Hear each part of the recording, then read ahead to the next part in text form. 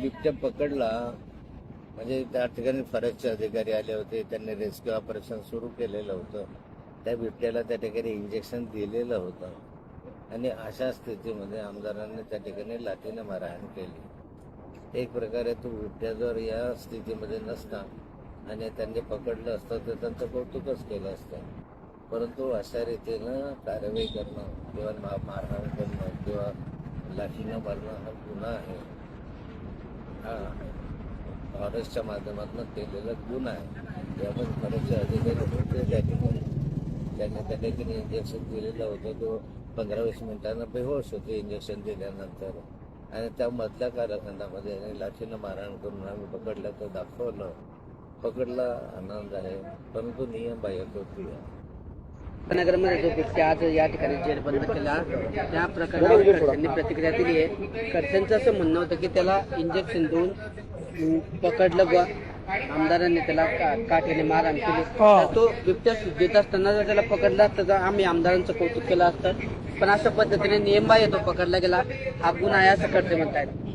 खडसे मला police station तुम्हाला मोकळं आहे. शेवटी पोटदुख्या माणूस आहे, त्याची पोटदुखी काही थांबणार नाही.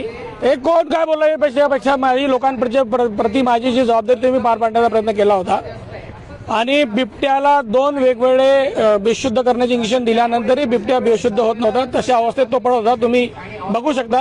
आणि नागरी वस्तीत घुसवता म्हणून त्याला थोपवण्याचा तो प्रयत्न होता.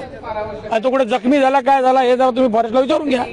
त्यांनी माझ्या समोर एका माणसावर हल्ला केला म्हणून त्याच्यावर मी थोडंसं अंगावर जाऊन त्याला दाबण्याचा प्रयत्न केला, सगळी मंडळी नाही. ह्या गोष्टीचं कौतुक करण्याची धाडस खडसेंमध्ये नाही, कारण खडसे माणूस नाही आहे.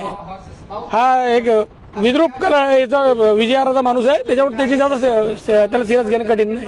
मला नाही वाटत खूप सिरियस घेतलं पाहिजे असं. काय परिस्थिती नेमकी आता बिबट्या आता तुम्ही फॉरेस्ट डिपार्टमेंटला विचारलं पाहिजे. त्यांनी त्यांना जेरबंद करून मला असं वाटलं त्यांनी काही त्याच्यावर उपचार करून त्याला जंगलात सोडलं असेल किंवा आज मध्यरात्री सोडणार होते.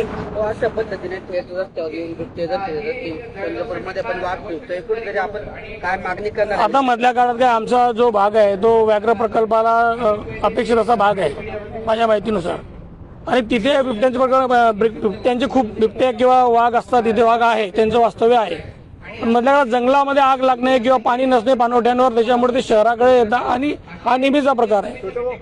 त्याच्यामुळे आज समजा ठीक आहे, पण मग जीवितहानी जर घडली असती तर दुर्घटना मोठी घडली असती, ठीक आहे. म्हणून काय करणार? आमच्या सुदैवाने असं काही घडलं नाही, हा महत्वाचा मुद्दा आहे. त्याच्यामुळे त्या विषयात आपण बोललेलं बरं आहे.